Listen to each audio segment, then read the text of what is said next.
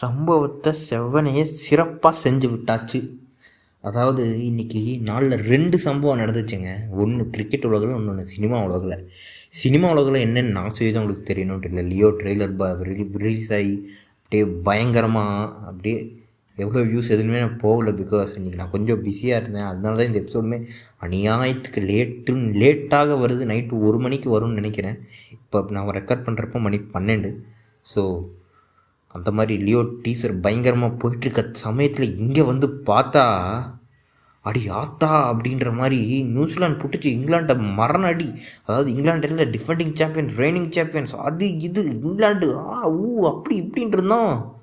வந்து பார்த்தா நியூசிலாந்து என்னப்பா அப்படின்ற மாதிரி ஒரு ஸ்டேட்மெண்ட் கொடுக்குற மாதிரி ஒரு விக்டரிங்க இன்னைக்கு.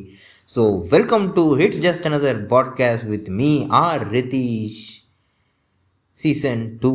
அதாவது என்னடா இது, நம்ம அப்படியே சரி ஓகே வேர்ல்டு கப் மேட்ச்சு, இன்றைக்கி ஃபஸ்ட்டு மேட்ச்சு என்ன நடக்க போகுது, ப்ரீவியஸ் ஃபைனல்ஸு, நியூசிலாண்டு எப்படி ரிவெஞ்ச் எடுப்பாங்களா, இங்கிலாந்து அடித்து நோத்துவாங்களா அப்படின்னு பார்த்துட்ருக்கப்போ நியூசிலாந்து டாஸை ஜெயிச்சு நாங்கள் பவுலிங் பண்ணுறோம் அப்படின்னு முடிவு பண்ணி 2 டீமை பார்க்கும்போது எனக்கு ஒரே சந்தோஷம். என்னடா டீமை பார்த்தா என்னடா சந்தோஷம் அப்படின்னு பார்த்தீங்கன்னா, நேற்று பாட்காஸ்ட்டில் நம்ம ப்ரெடிக்ட் பண்ண அதே 11 தான் 2 டீமும் ஆடினாங்க. அதில் தான் ஒரு அல்ப சந்தோஷம். ஸோ நியூசிலாந்து ஃபஸ்ட்டு பவுலிங் தேர்வு செஞ்சு ஃபஸ்ட்டு அவர் வந்து போல்ட் போட்டால் 2வது பால்லே சொருக்குன்னு ஒரு 6. ஏன்னா பேட்ஸ்டோ 6, 4 அப்படி இப்படின்னு பயங்கரமாக ஆரம்பிச்சு அப்படியே செமையாக ஆரம்பித்து அப்படியே இங்கிலாந்து அப்படியே தெரிக்க போகிறாங்க அப்படின்னு பார்த்தா வந்தாருங்க மேட் என்ட்ரி, செம்மையாக போட்டாருங்க. அவர் சும்மா சொல்லக்கூடாது.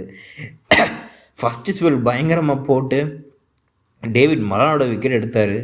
அப்புறம் எங்கள் தலைவன் சாண்ட்னர் வந்து பேட்ஸ்டோவையும் எடுத்து அப்படியே இங்கிலாண்டை ஒரு மாதிரி ஒரு ஒரு பாதரிங் பொசிஷனில் போட்டப்போ ரூட்டு நேற்று தான் நான் சொன்னேன், அவர் வந்து சும்மா குறைந்து மதிப்பிடாதீர்கள் அவரை, அவர் உலகக்கோப்பை என்று வந்து விட்டால் பயங்கரமாக ஆடி தனது அணியை வெற்றி கோட்டுக்கு இழுத்துச் செல்வார் அப்படின்னு பயங்கர பாரதியார் கவிதையை விட ரொம்ப அப்படியே பயங்கரமான தமிழில் பேசுகிறேன்னு பார்க்குறீங்களா? அதெல்லாம் ஒன்றும் இல்லைங்க, ஒரு ஃப்ளோவில் வந்துச்சுன்னு பேசினேன்.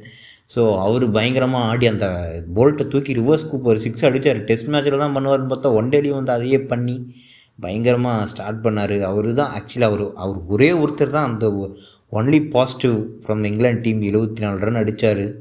மற்ற எல்லாருமே வந்து சொற்ப ரன்களில் ஆட்டம் இழந்தார்கள்னு தினமலர் நியூஸ் பேப்பரில் நான் சின்ன வயசில் படிச்சிருக்கேன். அந்த மாதிரி எல்லாருமே சொற்ப ரன்களில் ஆட்டம் இழந்து ஃபஸ்ட் இன்னிங்ஸ் முடிவில் 283 ரன்களுக்கு அனைத்து விக்கெட்டுகளும் இழந்து தத்தளிக்கும் நிலையில் இருந்தார்கள் இங்கிலாந்து அப்படின்ற மாதிரி பார்த்தப்போ என்னடா இது அப்படின்னு நினச்சின்னு இருந்தால் நியூசிலாந்து வந்தாங்க. ஃபஸ்ட் ஓவரே இங்கேயும் ஃபஸ்ட் ஓவர் பிடிச்சி பயங்கரமாக பேட்ஸ்டோ நல்லா அடித்து ஒரு 8-10 ரன் கிட்ட அடித்து செகண்ட் ஓவர் வந்து வில் யங் முதல் பாலே நான் எங்காவே இருந்துக்கிறேன், உள்ளே போய் ஆடினா எனக்கு வயசாயிரும் அப்படின்ட்டு நான் போய் எங்கே இருக்கேன்னு சொல்லிட்டு வெளியே போயிட்டார். ஐயோ முக்கச்சோக்கு. வில் யங் அவுட் ஆகிட்டு வெளியே போக அப்புறம் வந்தாருங்க ரச்சின் ரவிச்சந்திரா.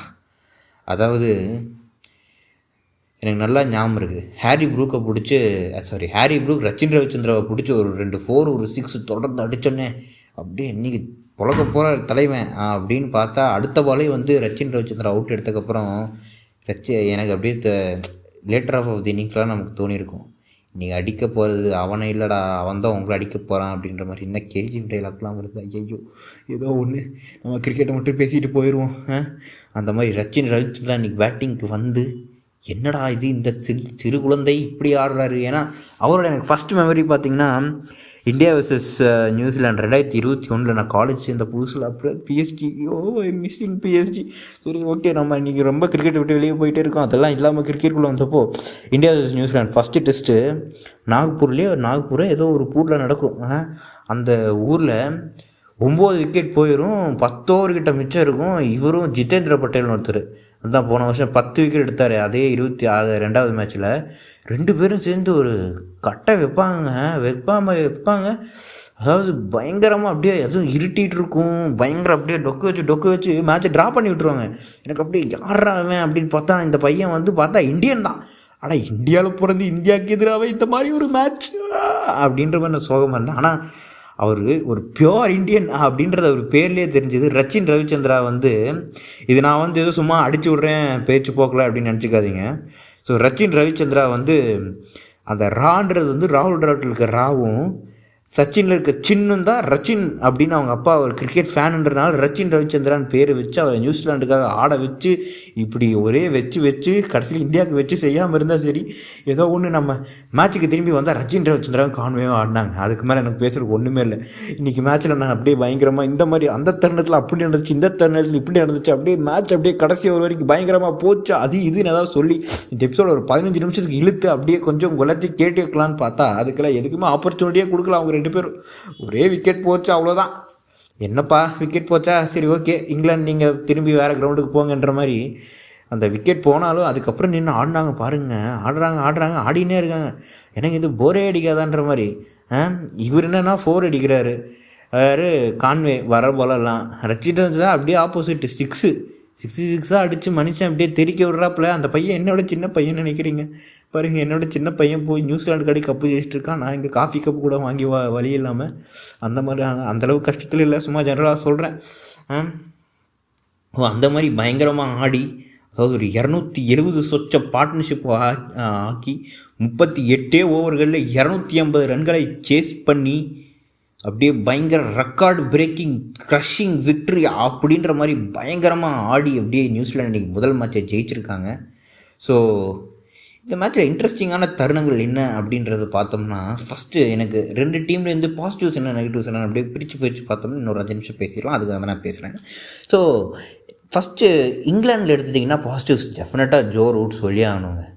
பயங்கரமாக ஆடினார். ஆக்சுவலி அவர் அதாவது அந்த டீமில் அவரோட வேலை என்னமோ அதை கரெக்டாக பண்ணார். இவர் நின்னாருனும் அந்த பக்கம் இருக்கவங்களும் அடித்தாரணும். இவர் கரெக்டாக நின்னாரா அந்த பக்கம் இருந்தவங்க யாருமே அடிக்கலை. அதனால தான் இன்றைக்கி அந்த ஃபெயிலியர் அப்படின்னு நான் நினைக்கிறேன். ஜானி பேஸ்டோ டீசெண்டாக அந்த ஸ்டார்ட் கொடுத்தாரு, 30+ அடித்தார்.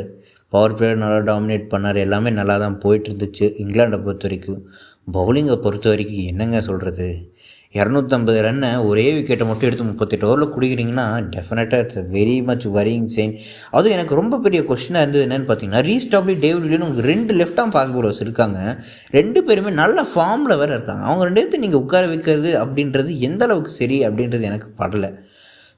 ஸோ நெக்ஸ்ட் மேட்ச் அதை பற்றி நம்ம யோசிக்கிறோமோ இல்லையோ இங்கிலாந்து டீம் கண்டிப்பாக யோசிப்பாங்கன்னு ஒரு நம்பிக்கையில் இதை நான் சொல்கிறேன். அப்படியே நியூசிலாந்து வந்துட்டால் மோஸ்ட்டாக எல்லாமே, அதாவது இன்றைக்கி நியூசிலாந்து எடுத்துக்கோங்களேன், ஒரு ஃபெர்கூசன் இல்லை, ஒரு டிம் சவுதி இல்லை, ஒரு கேன் வில்லியம்சன், 3 பெரிய பிளேயர்ஸ் இல்லை. ஆனாலுமே இங்கிலாந்து மாதிரி ஒரு டீம், பென் ஸ்டோக்ஸ் மட்டும்தான் இல்லை இங்கிலாண்டில்.